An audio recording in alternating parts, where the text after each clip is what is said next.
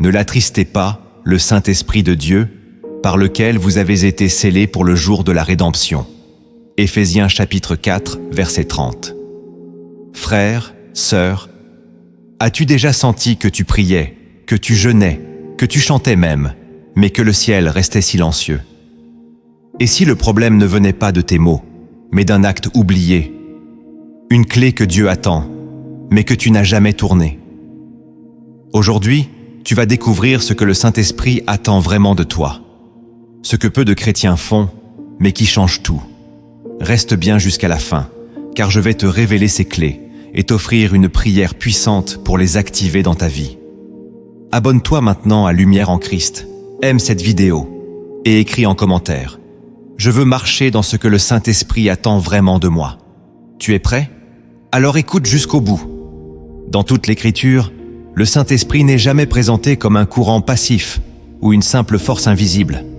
Il est une personne divine, sensible, active et profondément liée à notre obéissance. Jésus lui-même a dit « Si vous m'aimez, gardez mes commandements. Et je prierai le Père, et il vous donnera un autre consolateur. » Jean chapitre 14, versets 15 et 16. L'Esprit est donné à ceux qui marchent selon la volonté du Père. Pourtant, aujourd'hui, beaucoup demandent sa puissance, sans jamais poser l'acte qui l'attend. Cette attente divine n'est pas nouvelle. Déjà dans l'Ancien Testament, l'Éternel disait « Je me laisserai trouver par celui qui me cherche de tout son cœur. » Le problème, c'est que cette condition a été oubliée. On veut la présence sans le positionnement. On veut l'onction sans l'abandon. Et c'est ici que la clé se trouve. Dans ce que tu dois faire, avant même de demander. Il ne suffit pas de croire, ni même de prier. Le Saint-Esprit attend un mouvement profond de ton cœur, un appel silencieux que seul l'Esprit comprend. Voici les 10 appels divins qu'il adresse à ton âme. Si tu y réponds, quelque chose de céleste s'ouvrira en toi. Écoute attentivement. Chaque parole est une direction éternelle. Le premier appel divin du Saint-Esprit, c'est l'appel au silence intérieur. Avant même que le Saint-Esprit ne parle, il observe. Il voit le tumulte de tes pensées, l'agitation de ton âme, la précipitation de ton cœur. Tu veux entendre sa voix, mais ton esprit est déjà rempli d'autres voix, celles de tes peurs, de tes raisonnements, de ton passé, des gens autour de toi. Le silence n'est pas une absence de son. C'est un espace sacré que tu offres à Dieu. C'est le moment où tu ne cherches plus à comprendre, mais à t'ouvrir.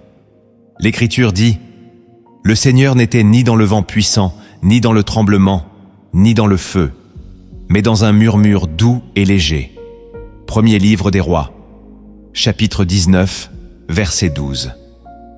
Ce murmure, c'est là que le Saint-Esprit se cache. Il ne crie pas, il ne s'impose pas. Il attend que tu fasses taire le monde pour que sa voix devienne audible. Aujourd'hui, beaucoup cherchent l'onction sans le silence. Ils remplissent leur journée de prêche, de musique, de discours religieux, mais ne laissent aucun espace pour que Dieu parle. Le silence n'est pas un effort. C'est une offrande. C'est dire à Dieu « Je te fais de la place ». C'est là que le Saint-Esprit descend. Il aime les cœurs calmes. Il se plaît dans les âmes apaisées. Si tu veux qu'il t'oriente, commence par te taire. Non pas pour fuir le bruit, mais pour devenir une terre fertile à sa voix. Le silence est l'oreille de ton esprit. Celui qui apprend à se taire, apprend à recevoir. Ce n'est pas une posture extérieure, mais une attitude intérieure. Même au milieu du chaos, tu peux être en paix. Et c'est dans cette paix que la voix du Saint-Esprit devient claire. Alors, réponds à son appel. Ferme les écrans, fais taire tes pensées et entre dans ce lieu secret où l'Esprit attend. Là, sans bruit, sans mots, commence la vraie communication divine. Le deuxième appel divin du Saint-Esprit, c'est l'appel à la repentance réelle. Pas une repentance de surface, dictée par la peur de l'enfer ou le désir d'être béni, mais une repentance profonde, déchirante, une reconnaissance sincère que tu as attristé l'Esprit de Dieu. Car le péché n'est pas qu'une faute morale, c'est une séparation vivante. Le Saint-Esprit est saint. Il ne cohabite pas avec ce que tu tolères encore dans l'ombre. La vraie repentance ne pleure pas seulement les conséquences du péché, elle pleure d'avoir offensé l'amour. Elle dit « J'ai péché contre toi, et contre toi seul ». Psaume 51, verset 6. Tant que ton cœur ne ressent pas ce brisement, le ciel restera fermé. Tu peux prier, jeûner, louer, mais sans repentance réelle, tu restes à la porte. Le Saint-Esprit attend que tu t'effondres dans sa présence, non pas pour t'écraser, mais pour te relever. C'est ce brisement qui attire sa consolation. Il est écrit « L'Éternel est proche de ceux qui ont le cœur brisé ». Psaume 34, verset 19. Tu veux le feu de l'Esprit ? Commence par laisser ce feu consumer tes mensonges, tes compromis, tes chaînes cachées. La repentance ne consiste pas à confesser une liste de fautes, mais à changer de direction, à faire demi-tour vers la sainteté. Et cette décision, personne ne peut la prendre à ta place. C'est un acte intérieur, douloureux, mais glorieux. L'esprit ne descend pas là où l'orgueil résiste. Il descend là où le cœur se courbe. Il ne cherche pas des justes. Il cherche des cœurs ouverts, des âmes capables de dire « Seigneur, sans toi, je suis perdu ». Aujourd'hui, réponds à cet appel. Laisse le Saint-Esprit mettre la lumière sur ce que tu caches. Ne négocie plus, ne justifie plus. Pleure et reviens. Car là où le péché est reconnu, la grâce se répand. Et là où la grâce coule, l'Esprit demeure. Le troisième appel divin du Saint-Esprit, c'est l'appel à l'abandon total. Il ne s'agit plus de lui céder un domaine de ta vie, mais tout. Il veut ton cœur, ton temps, tes décisions, tes projets, ton futur. Trop de croyants veulent que l'Esprit les bénisse, sans lui donner les rênes. Ils invoquent en sa direction, mais gardent le volant. L'abandon, c'est dire « Saint-Esprit, je ne veux plus diriger ma vie sans toi ». Jésus a dit « Si quelqu'un veut venir après moi, qu'il renonce à lui-même ». Matthieu 16, verset 24. Le renoncement, ce n'est pas un mot religieux. C'est une réalité qui coûte. C'est renoncer à faire à ta manière. C'est laisser l'esprit briser tes plans pour faire éclore les siens. L'esprit ne peut pas remplir ce que tu tiens encore sous ton contrôle. Il attend que tu lâches prise, que tu ouvres ta main, que tu acceptes de perdre pour gagner. Abandonner, c'est faire un pacte avec le ciel. C'est dire « Ma vie n'est plus à moi ». C'est effacer ton nom pour que le sien brille. Tant que tu continues de t'appartenir, tu bloques son action. Le Saint-Esprit n'est pas un assistant, il est Seigneur. Et il n'entre que là où on le laisse régner. Alors, as-tu tout déposé à ses pieds? Ou gardes-tu encore des zones interdites, des décisions cachées, des attachements que tu refuses de lui rendre? Le Saint-Esprit appelle à l'abandon total parce que c'est la seule condition pour la plénitude. Il ne veut pas t'emprunter, il veut t'habiter. Ce n'est qu'en mourant à toi-même que tu ressusciteras dans sa volonté. Aujourd'hui, réponds à son appel. Dis-lui, prends tout, même ce que je n'arrive pas à lâcher.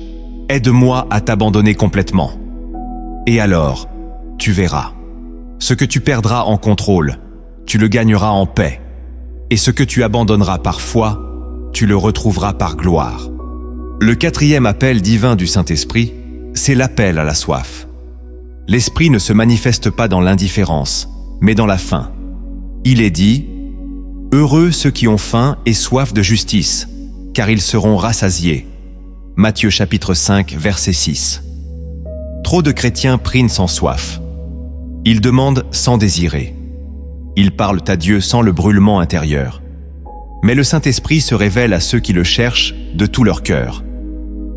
La soif, c'est ce feu dans l'âme qui refuse de se contenter d'une vie religieuse. C'est ce cri intérieur qui dit « Je veux plus ». Plus que le confort, plus que les bénédictions, je veux la présence. Et cette soif, elle se cultive. Elle naît dans l'humilité, elle grandit dans l'adoration, elle s'entretient dans le jeûne et la prière. Le Saint-Esprit ne descend pas pour combler des curieux, mais pour répondre à des assoiffés. Regarde Moïse. Il avait déjà vu la mer s'ouvrir, la manne tomber, le feu de Dieu. Mais il disait encore « Fais-moi voir ta gloire ». La soif ne se satisfait jamais d'hier. Elle pousse à aller plus loin. Et c'est cette soif que l'Esprit bénit. Si ta relation avec Dieu est tiède, c'est que ta soif s'est éteinte. Ravive-la. Pleure si tu dois pleurer. Crie si tu dois crier. Mais ne reste pas dans la sécheresse. Car la pluie du Saint-Esprit descend sur les terres desséchées, pas sur les sols saturés. Il attend un cœur vide de lui-même pour le remplir de sa présence. Réponds à son appel. Dis-lui, j'ai soif de toi, pas pour ce que tu donnes, mais pour ce que tu es. Et cette soif-là, Dieu la regarde du ciel et y répond toujours. Le 5e appel divin du Saint-Esprit, c'est l'appel à la consécration. Le Saint-Esprit ne peut pas habiter un temple profané. Il est écrit « Ne savez-vous pas que votre corps est le temple du Saint-Esprit » Première lettre aux Corinthiens, chapitre 6, verset 19. Ce temple, c'est ton cœur, ton âme, ton corps. Et il ne peut pas être à Dieu et au monde en même temps. La consécration, ce n'est pas une perfection religieuse, c'est une séparation volontaire. C'est dire « je me mets à part pour Dieu ». C'est refuser les compromis, c'est faire le choix quotidien de la sainteté, même quand personne ne regarde. Le Saint-Esprit ne descend pas là où la vie est souillée par les plaisirs cachés, les distractions futiles, les alliances secrètes. Il attend une vie lavée, purifiée, offerte. Tu veux sa présence ? Offre-lui une vie digne de sa sainteté. La consécration, ce n'est pas se priver pour impressionner Dieu. C'est se détacher pour l'honorer. C'est renoncer à tout ce qui le blesse. Il t'appelle à une vie radicale, mise à part, une vie où ton regard, ton langage, tes choix respirent le ciel. Aujourd'hui, beaucoup veulent l'esprit sans les sacrifices. Mais il n'y a pas d'onction sans séparation. Réponds à son appel. Consacre tes yeux, ta bouche, ton corps, ton temps. Dis-lui, sanctifie-moi. Et tu verras. Là où la consécration est réelle, la présence de Dieu devient tangible. Le 6e appel divin du Saint-Esprit, c'est l'appel à la persévérance dans la prière. Le Saint-Esprit n'est pas un visiteur d'émotions brèves. Il est un compagnon de profondeur. Et cette profondeur ne se découvre que dans la persévérance. Jésus a dit « Il faut toujours prier et ne point se relâcher ». Luc chapitre 18, verset 1. Mais la génération actuelle veut des réponses rapides, des manifestations immédiates, des miracles instantanés. Pourtant, le ciel ne répond pas toujours à la première demande. Il teste ton désir. Il sonde ta constance. Il veut voir si tu pries par habitude ou par amour. Le Saint-Esprit cherche des priants obstinés, des âmes qui reviennent chaque jour, même sans signe, même sans émotion. La prière persévérante, c'est celle qui creuse. Elle ouvre un passage entre le ciel et la terre. Elle forme ton caractère, affine ton écoute, brise ton orgueil. C'est dans la répétition que l'intimité se construit. Les plus grandes révélations ne sont pas données aux pressés, mais aux fidèles. Regarde Anne, la prophétesse. Elle servait Dieu dans le jeûne et la prière, jour et nuit, jusqu'à la venue du Messie. Ce genre de foi, le Saint-Esprit l'honore. Il descend là où le cœur ne se lasse pas. Il visite ceux qui restent à genoux, longtemps après que les autres se soient levés. Ta constance est une offrande. Elle dit à Dieu, « Je ne suis pas là pour obtenir, je suis là pour demeurer. » Et cette attitude attire sa présence. Tu veux aller plus loin avec le Saint-Esprit ? Fixe un lieu, une heure, un moment. Et ne quitte plus ce rendez-vous. Même dans le désert, même quand tu n'entends rien, reste là. Car le ciel s'ouvre pour ceux qui frappent encore, qui frappent toujours.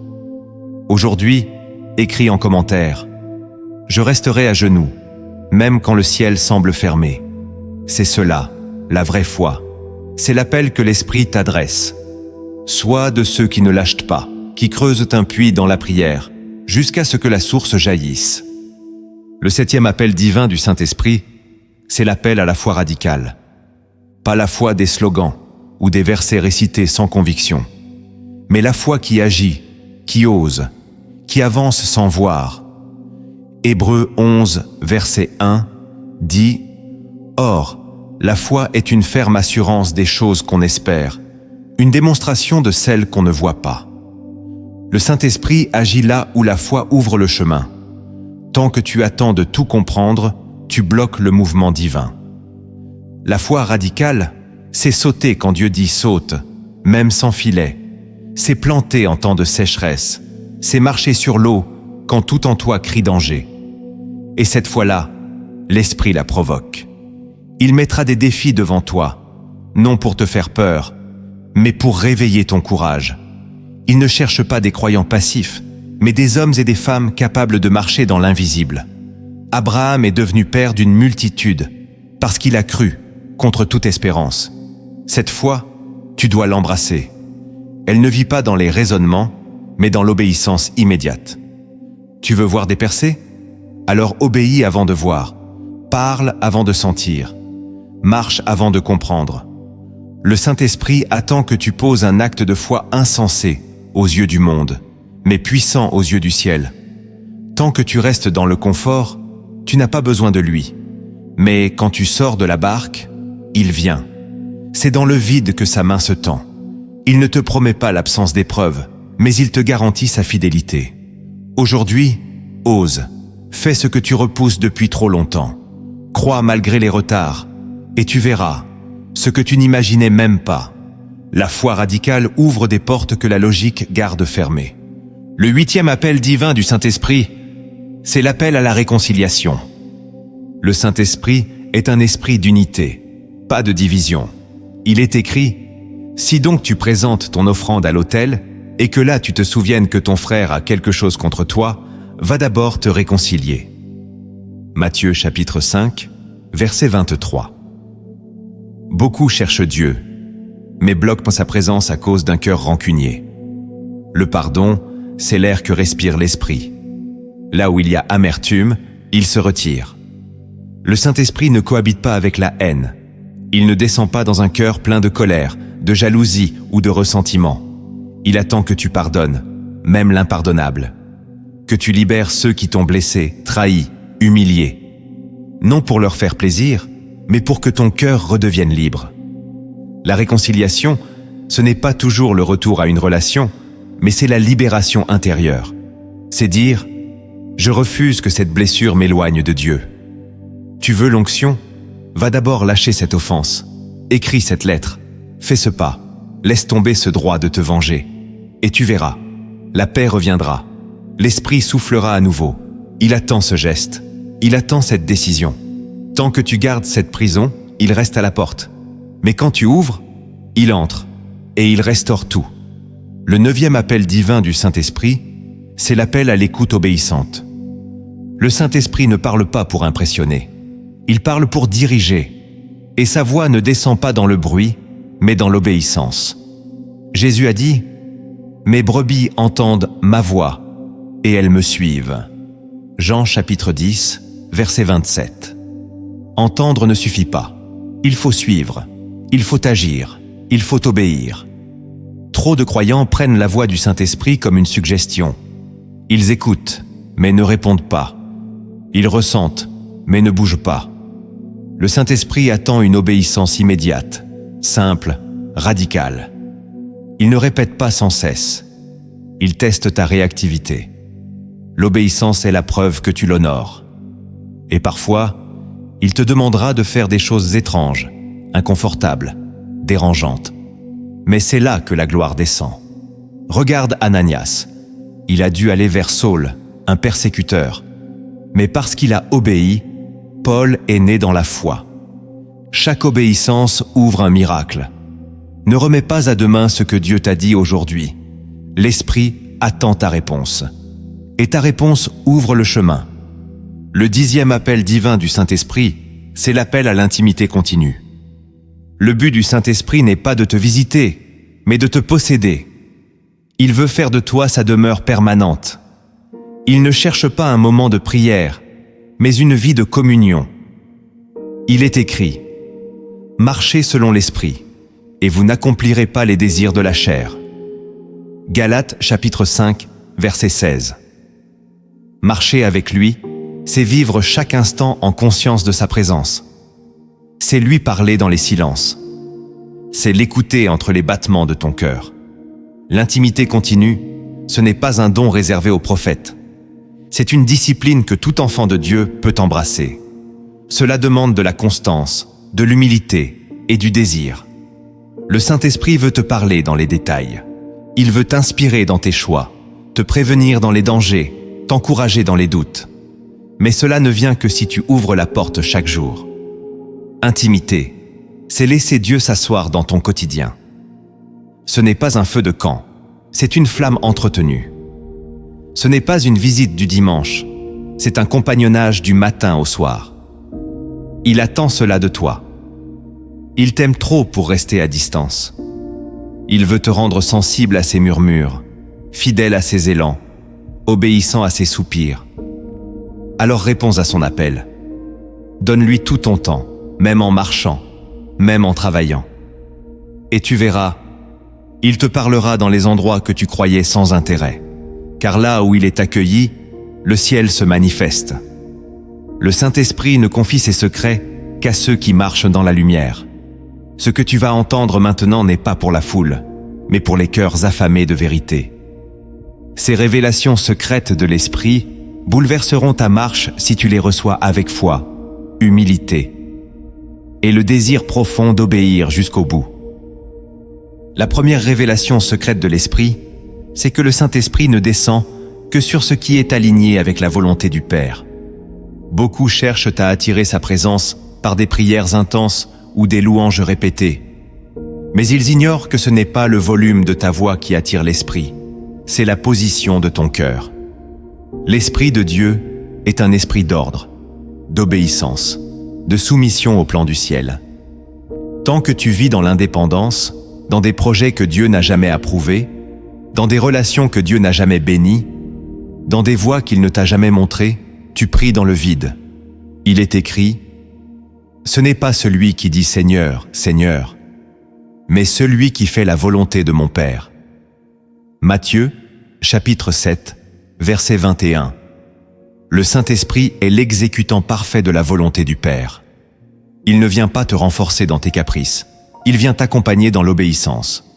Si tu veux marcher avec lui, il te faudra abandonner tout ce qui te plaît, mais ne glorifie pas le Père.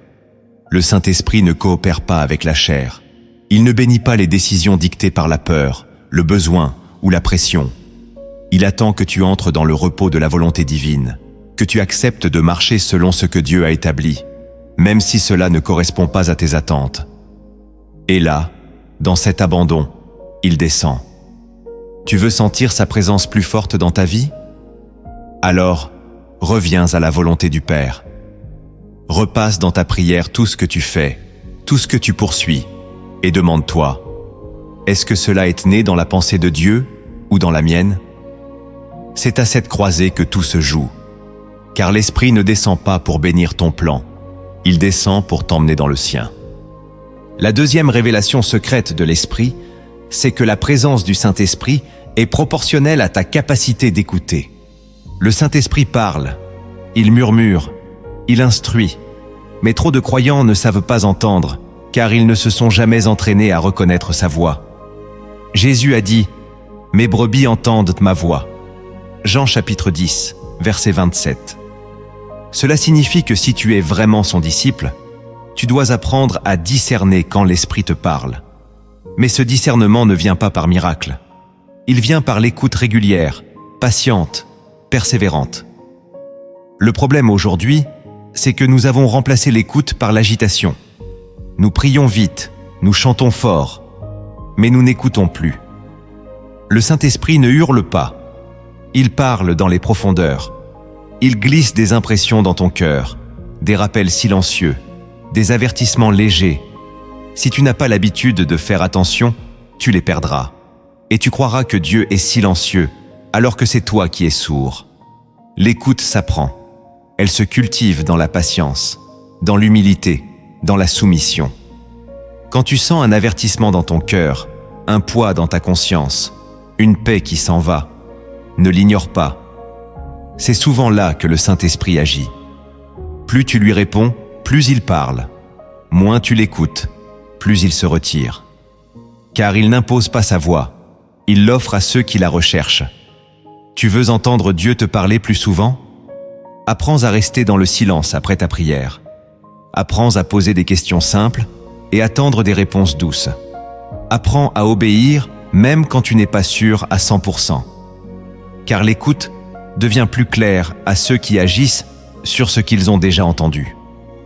Le Saint-Esprit ne multiplie pas les paroles quand tu ignores les premières. Il attend que tu sois fidèle dans les petites directions avant de t'en donner de plus grandes. La troisième révélation secrète de l'Esprit, c'est que le Saint-Esprit se retire de là où l'orgueil s'installe. On l'invoque dans les chants, on le réclame dans les prédications, mais on oublie qu'il est saint et que la première chose qu'il discerne dans une pièce, ce n'est pas la musique, c'est le cœur.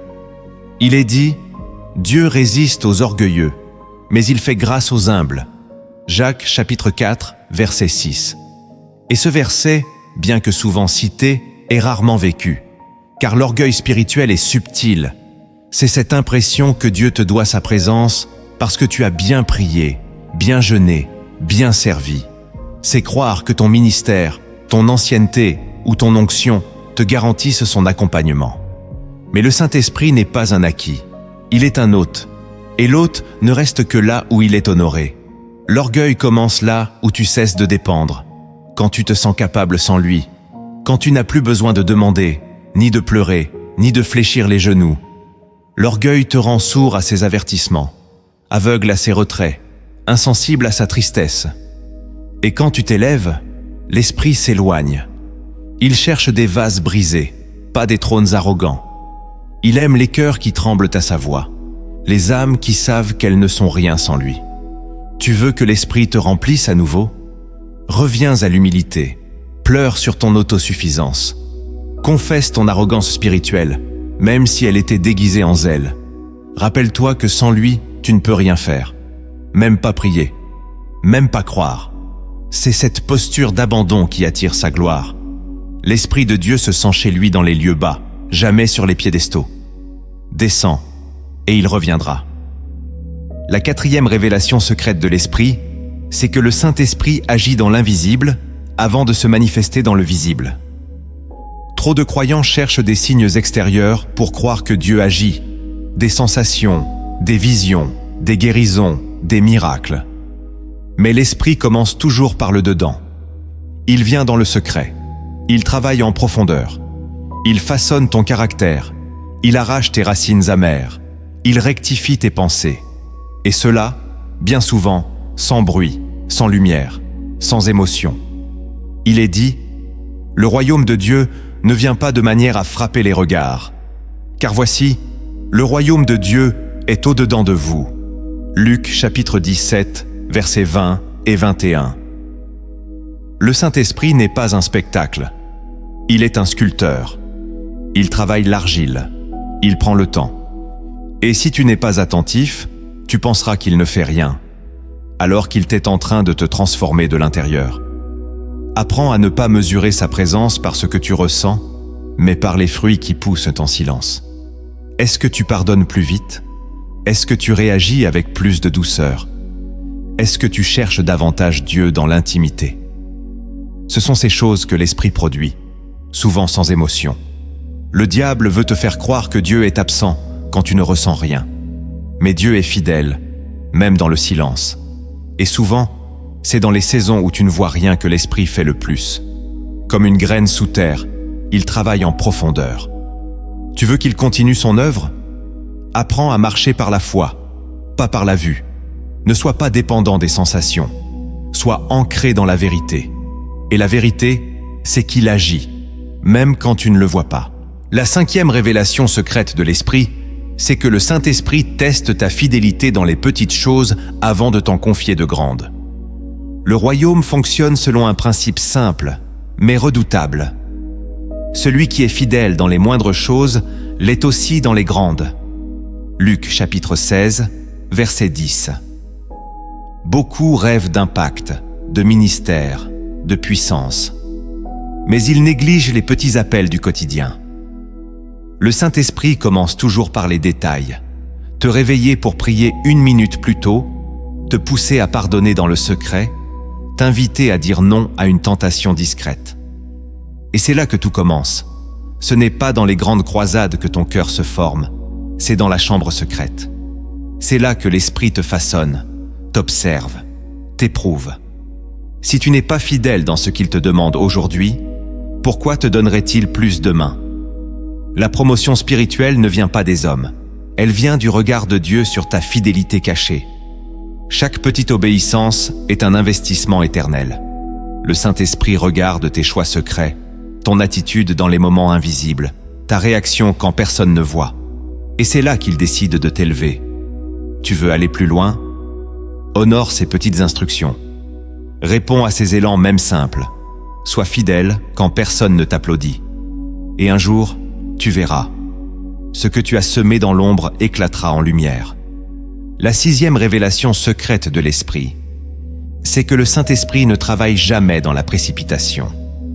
Dans un monde où tout s'accélère, où l'on veut des réponses immédiates, des guérisons instantanées, des percées visibles, l'Esprit agit selon un autre rythme, celui de l'éternité. Il est patient, il bâtit, il creuse. Il attend que les fondations soient solides avant de poser la pierre suivante. Il est écrit, car c'est ici un enseignement sur enseignement, une règle sur règle, un peu ici, un peu là. Ésaïe chapitre 28, verset 10. Le Saint-Esprit construit ton cœur comme un temple, pièce par pièce. Si tu cours plus vite que lui, tu risques de construire sans lui. Beaucoup tombent parce qu'ils ont voulu précipiter une onction, forcer une direction, accélérer un appel. Mais le temps de l'Esprit est différent du tien. Ce que tu appelles retard, lui appelle formation. Ce que tu vis comme un blocage est peut-être une saison de creusement. Ne confonds pas silence avec absence. Ne presse pas le Saint-Esprit comme on presse une machine. Il n'est pas à ton service. Tu es à son école. Et dans cette école, chaque délai est un test. Il veut voir si tu restes fidèle quand tout semble lent. Il veut savoir si tu le suis, même sans sensation de vitesse. L'Esprit façonne à travers le temps. Et ceux qui acceptent d'attendre mûrissent dans la gloire. Retiens ceci. Dieu ne presse jamais ce qu'il veut faire durer. Et l'Esprit travaille pour l'éternité. Tu veux grandir avec lui?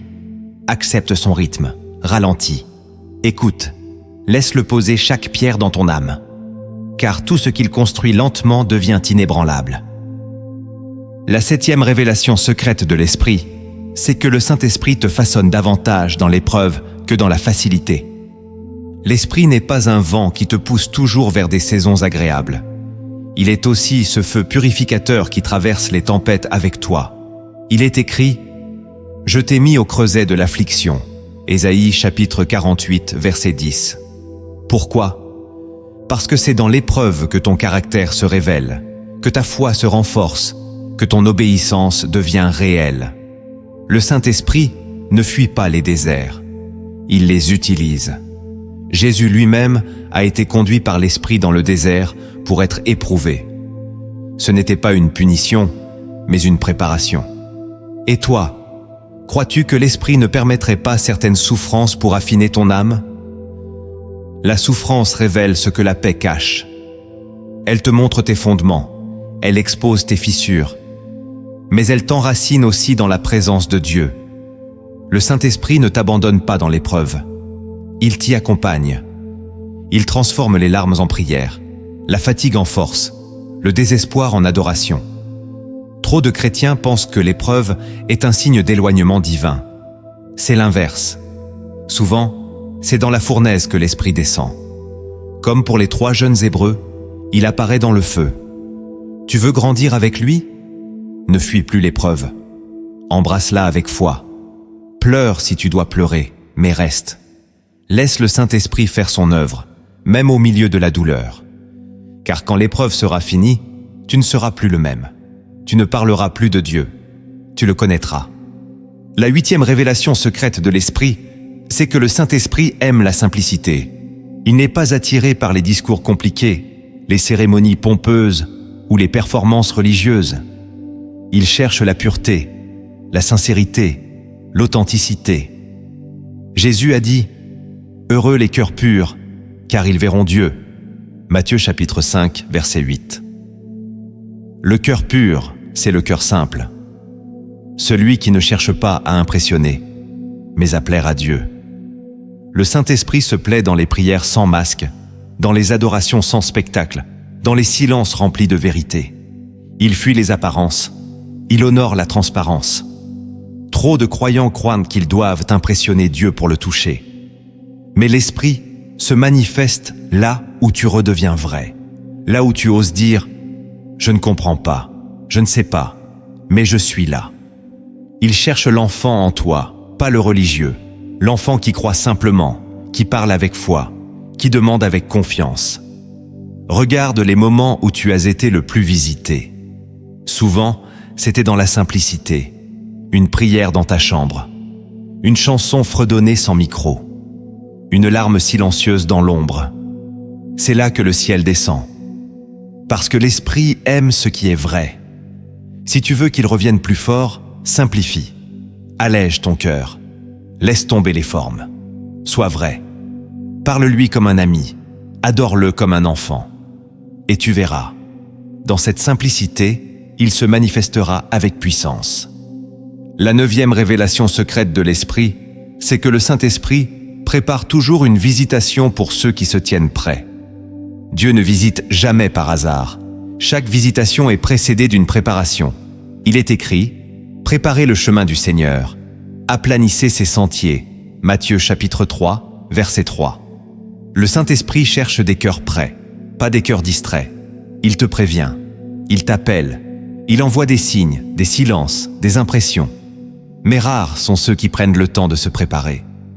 Trop attendent une visitation soudaine, sans cultiver la veille, la consécration, la disponibilité. Pourtant, quand tu te tiens prêt, tu actives le ciel. Tu dis à Dieu, « Je suis là, j'attends, mon cœur est ouvert. » Et l'Esprit vient. Préparer, c'est veiller. C'est sanctifier ton agenda, ton esprit, ton atmosphère. C'est dire non à ce qui distrait. C'est dire oui à ce qui purifie. Tu veux une visitation? Prépare-toi. Le Saint-Esprit vient là où on l'attend. Il frappe là où une lumière est restée allumée. Il descend là où il sent qu'on l'espère. Aujourd'hui, si ce message t'a déjà parlé, partage cette vidéo. Elle peut être la préparation d'un autre cœur. Sois un canal. Et peut-être, en partageant, tu activeras la visitation chez quelqu'un d'autre. Car là où la préparation rencontre la foi, l'Esprit descend. La 10e révélation secrète de l'Esprit, c'est que le Saint-Esprit cherche une génération qui ne veut plus seulement le sentir, mais le suivre. Le plus grand danger du réveil spirituel, c'est qu'il soit réduit à une sensation. On veut le feu, les frissons, les chants puissants, mais pas toujours la discipline qui suit. Le Saint-Esprit ne cherche pas une foule en transe, il cherche des disciples. Jésus n'a jamais dit « sentez l'Esprit », mais « suivez-moi ». Le suivre, c'est mourir à soi. C'est dire non à la chair, jour après jour. C'est porter sa croix. C'est vivre dans la vérité, même quand c'est coûteux. L'Esprit ne veut pas te faire vibrer, il veut te former. Il veut faire de toi une colonne, un témoin, un fils du royaume. Cela demande de l'endurance, de la constance, du renoncement. Il est facile de lever les mains le dimanche. Mais qu'en est-il du lundi, du jeudi, de la nuit? Le Saint-Esprit cherche des gens qui le suivent, même quand ils ne le sentent plus. Qui obéissent dans la sécheresse? Qui aiment dans la souffrance? Qui prient dans la fatigue? Si tu veux marcher avec lui, prépare-toi à l'aimer plus que tes émotions, à le suivre quand tout en toi veut fuir. Et tu verras. Ce que tu vivras dans cette fidélité dépasse toute extase passagère. Car l'Esprit honore ceux qui persévèrent jusqu'à la fin. Tu as écouté, tu as compris, mais maintenant, le ciel attend ta réponse, car sans action, la révélation meurt. Voici les actes de réponse spirituelle que le Saint-Esprit attend de toi. Chaque pas que tu poseras ouvrira une nouvelle dimension de sa présence. Ce n'est plus l'heure d'attendre, c'est l'heure de te lever. Le premier acte que tu dois poser pour répondre au Saint-Esprit, c'est de sanctifier ton temps. Tu dis vouloir marcher avec l'Esprit, mais ton emploi du temps est saturé de choses qui n'ont rien à voir avec lui. Ton cœur soupire, mais tes journées l'étouffent. Comment veux-tu entendre sa voix si tu ne lui donnes jamais un espace réservé? Le Saint-Esprit ne se manifeste pas dans la foule de tes activités. Il se révèle dans la chambre fermée, dans l'heure mise à part, dans le moment sanctifié. Il est écrit: mais toi, quand tu pries, entre dans ta chambre, ferme la porte, et prie ton Père qui est là dans le lieu secret. Matthieu chapitre 6, verset 6. Le lieu secret, ce n'est pas une pièce, c'est un moment protégé. Un espace dans ta journée où rien d'autre n'existe que lui. Ce premier acte peut sembler simple, mais il demande une décision radicale. Tu devras dire non à certaines habitudes, couper certaines distractions, mettre ton téléphone de côté, refuser l'invasion du monde. Car là où tu fais de la place, Dieu descend. Le Saint-Esprit attend un rendez-vous, pas un hasard. Il ne se glisse pas dans les miettes de ton agenda. Il honore l'intention, la priorité, le sacrifice. Donne-lui du temps, pas par devoir, mais par amour. Réveille-toi un peu plus tôt si tu dois. Éteins ton écran plus tôt le soir. Planifie cette rencontre comme on planifie ce qui compte vraiment. Car ta relation avec l'Esprit est vivante. Elle a besoin d'entretien, de rythme, de constance. Et quand tu sanctifies ton temps, tu dis au ciel, tu es plus important que tout le reste.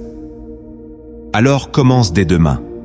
Choisis ton heure, prépare ton lieu, et entre. Même si tu n'entends rien au début, même si tout semble sec, reste fidèle. Car la fidélité ouvre le ciel. Et dans cette constance, l'Esprit viendra. Il parlera, il remplira, car il vient toujours là où on l'attend, vraiment. Le deuxième acte que tu dois poser pour répondre au Saint-Esprit, c'est de purifier ton langage. La bouche est la porte de l'âme. Et ce qui en sort révèle la source intérieure. Tu ne peux pas inviter l'Esprit de sainteté tout en gardant une langue contaminée.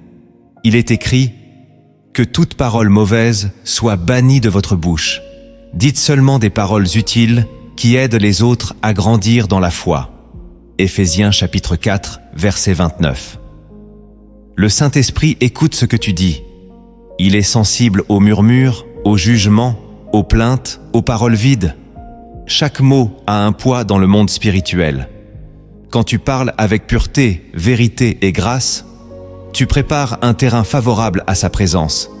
Mais quand ta bouche devient un instrument de division, de critique, de vanité, l'Esprit se retire. Ce deuxième acte demande une vigilance constante. Il faut apprendre à se taire quand la chair veut réagir, à bénir quand l'offense monte, à proclamer la vérité même quand le doute t'assaille. Le Saint-Esprit aime les bouches qui glorifient le Père, même dans les combats. Tu veux marcher avec lui? Commence par écouter ce que tu dis. Passe ton langage au feu de la sainteté. Répète-toi cette prière. Seigneur, mets une garde à ma bouche.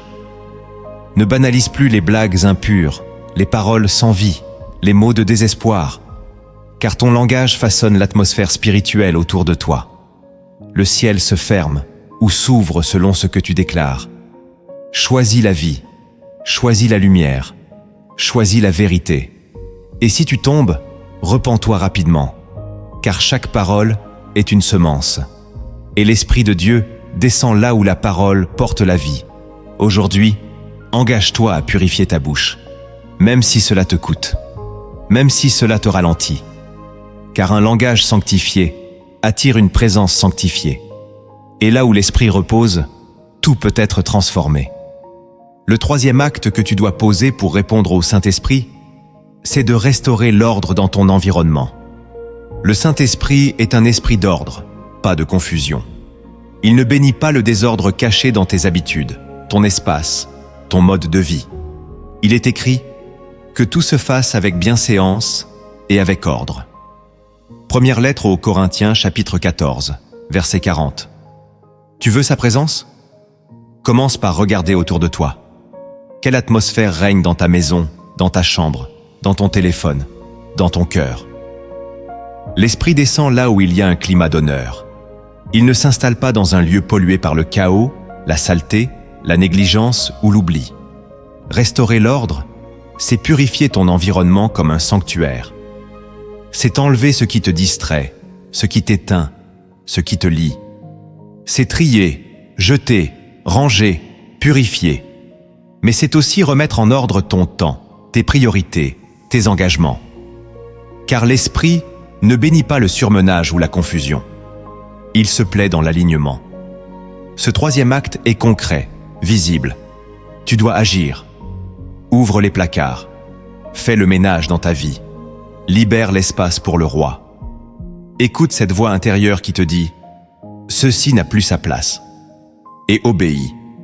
Même si cela semble insignifiant, même si personne ne le voit, l'esprit le voit. Et il descend dans les lieux préparés. L'ordre attire la présence. Le désordre crée l'étouffement. Tu veux que Dieu t'utilise?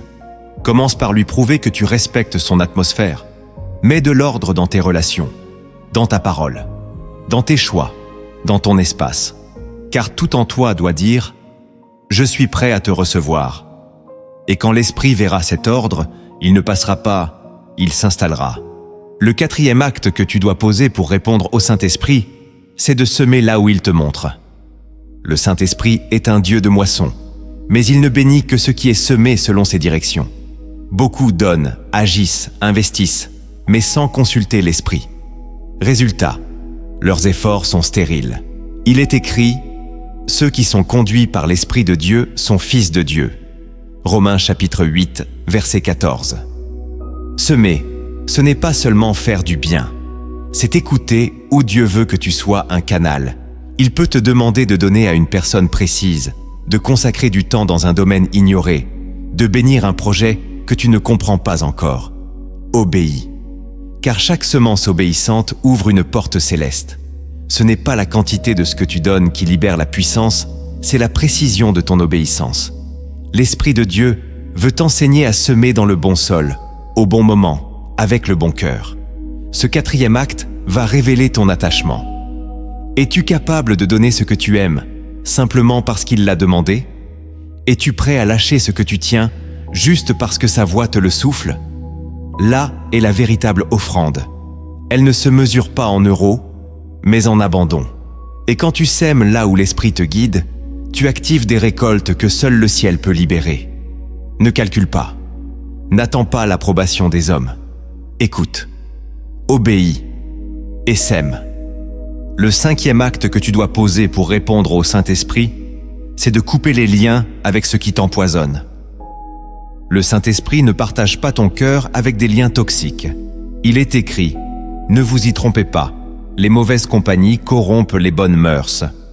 Première lettre aux Corinthiens, chapitre 15, verset 33.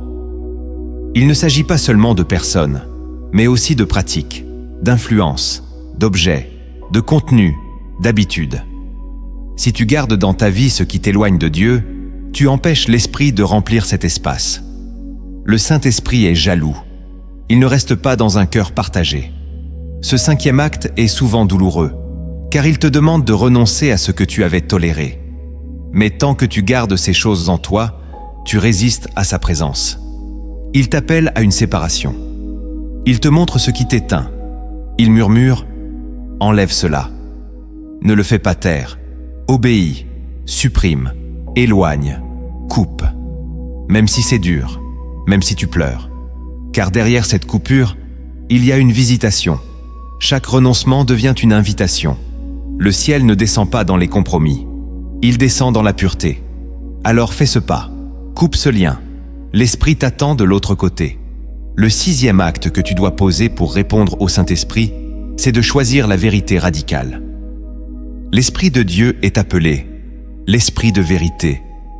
Il ne descend pas là où le mensonge, la manipulation ou la dissimulation règnent. Il est écrit « Quand l'Esprit de vérité sera venu, il vous conduira dans toute la vérité. » Jean chapitre 16, verset 13. Le problème, c'est que beaucoup veulent la puissance de l'Esprit sans la transparence qu'il exige. Ils prient, ils louent, mais ils cachent encore des zones d'ombre. Le Saint-Esprit ne se manifeste pas dans une vie falsifiée. Il agit dans les cœurs vrais. Ce sixième acte te pousse à faire un choix net, marcher dans la vérité, même quand cela te coûte. Cela veut dire confesser ce que tu as gardé secret, dire la vérité à ceux que tu as blessés, sortir du double langage, des compromis déguisés, des silences complices. Ce n'est pas une action spectaculaire, mais elle bouleverse le ciel, car le mensonge crée une distance spirituelle. La vérité, elle, attire la présence. Le Saint-Esprit vient là où tu es prêt à tout mettre en lumière, même ce que tu caches depuis des années, même ce qui te fait honte. Et c'est là que le miracle commence. Car quand tu exposes ta faiblesse, tu invites sa force. Quand tu ouvres tes ténèbres, il vient y déposer sa lumière. Choisir la vérité radicale, c'est dire à Dieu « Je ne veux plus jouer un rôle. Je veux être vrai, même si je suis brisé. » Et Dieu répond toujours à cette prière. Ce n'est pas l'image que tu projettes qui attire l'esprit, c'est l'authenticité que tu incarnes. Alors, ne mens plus, ni à toi, ni aux autres, ni à Dieu. Marche dans la vérité, parle vrai, vis vrai, et l'esprit viendra, car il ne résiste jamais à la lumière. Le 7e acte que tu dois poser pour répondre au Saint-Esprit, c'est de rester disponible chaque jour. Le Saint-Esprit ne cherche pas des moments, il cherche des vies. Beaucoup pensent que Dieu ne leur parle pas, alors qu'il ne lui laisse jamais l'occasion. Tu pries 5 minutes, puis tu passes à autre chose. Tu attends une révélation, mais tu ne t'arrêtes jamais. Il est écrit « Lève-toi, va à la poterie, et là je te ferai entendre mes paroles. » Jérémie chapitre 18, verset 2. Le prophète a dû se déplacer pour entendre. Il a dû être disponible. Ce 7e acte t'invite à rester dans une posture d'ouverture constante. Cela ne veut pas dire vivre replié ou en tension spirituelle. Cela veut dire vivre avec une oreille tournée vers le ciel, en toute chose. Le Saint-Esprit peut te parler dans les gestes du quotidien, dans une pensée soudaine, dans un silence, dans une interruption. Mais es-tu disponible? Ou bien es-tu toujours trop pressé? Rester disponible, c'est garder le cœur éveillé. C'est dire au ciel chaque matin « Me voici, parle, je suis là ». C'est ne pas limiter Dieu à une case horaire. C'est vivre avec la conscience qu'il peut se manifester n'importe quand. Et cette attitude change tout. Car plus tu es disponible, plus il t'utilise. Il ne cherche pas les plus brillants, mais les plus ouverts. Il t'appelle dans des moments simples. Au supermarché, dans le bus, dans une conversation anodine. Mais si tu ne l'écoutes pas, tu passes à côté. Le Saint-Esprit aime les cœurs disponibles. Pas parfaits, juste ouverts. Commence dès maintenant. Dis-lui, j'interromps mon rythme pour entendre ton souffle. Et tu verras, il parlera. Parce qu'il trouve en toi un lieu prêt. Certains messages divins ne peuvent être transmis que par des images célestes. Jésus enseignait par paraboles, car elles dévoilent les mystères du royaume à ceux qui ont des oreilles pour entendre. Écoute maintenant cette parabole inspirée des cieux. Sous une histoire simple se cache une vérité puissante, ce que le Saint-Esprit attend réellement d'un cœur. Il était une fois un homme pieux, nommé Élias, qui vivait dans un village aride au bord d'un désert. Depuis son enfance, on lui avait appris à prier, à aller au temple, à lire les rouleaux sacrés. Il le faisait avec fidélité. Chaque jour, il se levait à l'aube, récitait ses psaumes, donnait aux pauvres et offrait des sacrifices réguliers. Pourtant, une chose le tourmentait. Malgré toutes ses pratiques, il ne ressentait jamais la présence de Dieu. Tout semblait vide, silence, sécheresse, absence. Un jour, un vieil étranger passa par le village. Il avait le regard lumineux, les vêtements poussiéreux, mais l'âme en feu. Il s'assit près d'Élias et lui dit « On m'a parlé de toi. Tu es un homme fidèle. Mais pourquoi ton champ est-il sec ?» Élias, surpris, répondit « J'ai planté, labouré, arrosé, mais la pluie ne vient pas. » L'homme le fixa avec tendresse.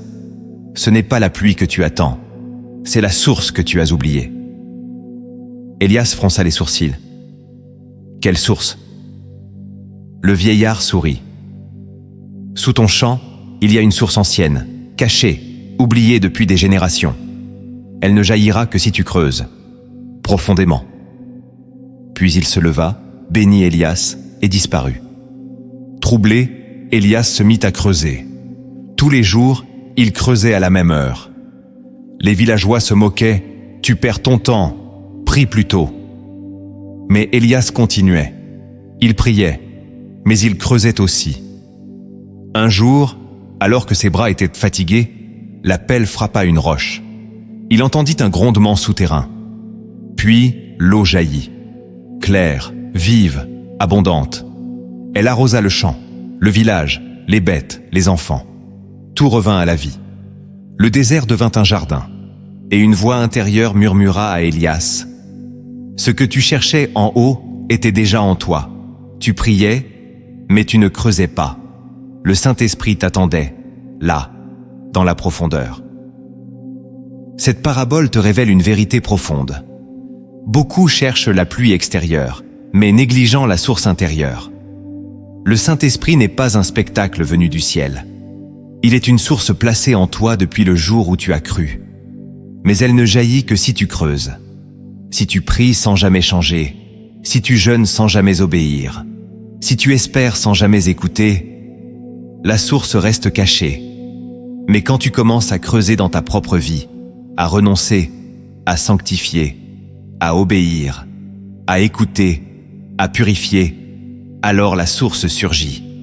Et là, tu expérimentes une visitation que rien ni personne ne pourra te voler. Ne cherche pas toujours à sentir Dieu de l'extérieur. Apprends à activer sa présence de l'intérieur, car c'est là, dans la profondeur de ton être, que le Saint-Esprit attend depuis toujours. Tu viens de recevoir un message que beaucoup n'entendront jamais. Non parce qu'il est secret, mais parce qu'il demande une réponse. Le Saint-Esprit ne cherche pas des spectateurs, il cherche des cœurs qui s'ouvrent, qui obéissent, qui se rendent disponibles. Tout ce que tu viens d'entendre ne vaut rien si tu ne laisses pas Dieu y planter une graine. Et cette graine, c'est une décision, une volonté de ne plus vivre pour toi-même, une soif de sanctification, une séparation du monde. Le Saint-Esprit n'est pas une émotion, il est une personne. Il attend, il t'observe, il t'appelle, et il est prêt à tout transformer si tu entres dans l'obéissance. Laisse maintenant cette prière faire le travail que toi, tu ne peux plus faire seul. Ouvre ton cœur. Ne récite pas, écoute, reçois, et surtout, ne retiens rien. Cette prière n'est pas un simple discours religieux, c'est une intercession vivante, une invocation réelle, un moment de face à face avec l'Esprit de Dieu. Écoute chaque mot comme si le ciel s'adressait directement à ton âme, et pendant que tu l'écoutes, laisse ton cœur devenir un sanctuaire. Saint-Esprit, je viens à toi sans masque, sans défense, sans stratégie. Me voici, tel que je suis, faible, dispersé, souvent silencieux quand il faudrait parler, et agité quand il faudrait me taire. Je n'ai plus la force de faire semblant. Je n'ai plus le courage de jouer aux croyants forts. Je veux devenir vrai. Vrai devant toi, vrai devant le ciel, vrai devant mon propre cœur. Saint-Esprit, je reconnais que je t'ai souvent attristé, souvent ignoré, souvent repoussé. Tu étais là, mais je ne t'ai pas écouté. Tu m'as parlé, mais j'ai poursuivi mes propres voies. Tu m'as averti, mais j'ai préféré le confort à l'obéissance. Pardonne-moi, lave-moi, purifie mon oreille spirituelle, rends-la sensible à ta voix. Je ne veux plus marcher à l'aveugle, je veux marcher dans ta lumière. Je ne veux plus vivre dans mes raisonnements, je veux vivre dans ta sagesse. Enlève tout ce qui me rend sourd à ton murmure. Je t'invite maintenant, pas comme un invité temporaire, mais comme le maître de cette maison qu'est mon âme. Prends la première place, prends le contrôle, prends la clé. Je te rends l'accès total. Mes pensées, mes désirs, mes projets, mes blessures, mes déceptions, mes ambitions. Tout ce que je t'avais caché, je le dépose maintenant à tes pieds. Esprit du Dieu vivant, entre dans mes silences. Viens sonder ce que je n'ose même pas confesser. Viens balayer la poussière accumulée par des années de compromis. Viens mettre le feu là où la tiédeur a pris racine. Viens me réveiller de ce sommeil spirituel qui me coupe de ta vie. Je veux respirer à nouveau. Je veux sentir ta présence plus que mes peurs. Je veux dépendre de ta direction plus que de ma logique. Restaure en moi un esprit stable, humble, enseignable. Donne-moi la discipline d'écouter, de ralentir, d'attendre. Apprends-moi à reconnaître tes signaux. Aide-moi à discerner ta voix, même dans le chaos. Que je devienne sensible à ton regard, docile à tes mouvements, prompte à te suivre même quand je ne comprends pas tout. Je renonce à tout ce qui te blesse, à la jalousie, à la critique, au doute, au mensonge, à l'hypocrisie, à la peur déguisée en sagesse. Je renonce à toute alliance avec le monde, à tout divertissement qui éteint la flamme, à toute parole vide qui éteint ta présence. Je veux être à toi, entièrement, corps, âme et esprit. Fais de moi un vase propre, une habitation sainte, un témoin silencieux de ta gloire. Remplis-moi, non pas pour l'apparence, pas pour l'onction publique, mais pour la communion intime. Remplis-moi pour que je t'aime mieux, pour que je prie avec ton cœur, pour que je pleure avec ton feu, pour que je parle avec ta sagesse. Saint-Esprit, enseigne-moi à rester, pas seulement à venir, mais à demeurer. Pas seulement à t'écouter, mais à t'honorer. Pas seulement à te ressentir, mais à t'obéir. Je veux que ma vie soit une offrande constante, pas un feu de camp, mais une flamme qui ne s'éteint jamais. Conduis-moi dans les lieux secrets. Invite-moi à creuser plus profond. Fais-moi désirer ta correction, ta discipline, ta direction. Sature mes pensées de ta parole. Purifie mes intentions. Et donne-moi la force d'aller jusqu'au bout, jusqu'à la croix, jusqu'à la résurrection, jusqu'à la pleine transformation. Je ne veux plus être un chrétien partiel, divisé, charnel. Je veux devenir temple, refuge, canal, guerrier, amant de ta présence. Je veux être connu dans le ciel, comme un cœur qui t'a cherché de tout son être. Je veux que ma vie chante ta fidélité, même dans les tempêtes. Que mes larmes deviennent des offrandes, que mes silences deviennent des prières, que mes échecs deviennent des tremplins vers ta gloire. Saint-Esprit, reste. Ne te contente pas de me visiter. Habite-moi, transforme-moi, consomme tout ce qui n'est pas à toi, et fais jaillir cette source oubliée, cette rivière de vie, cette onction qui libère, qui guérit, qui console, qui restaure. Je suis prêt. Je suis vide. Remplis-moi. Maintenant. Et pour toujours. Si cette prière a touché ton cœur, ne la garde pas pour toi. Partage cette vidéo avec ceux qui ont soif de Dieu. Abonne-toi à la chaîne Lumière en Christ. Active la cloche. Et écris en commentaire ce que le Saint-Esprit t'a révélé aujourd'hui. Ton témoignage peut réveiller une autre âme.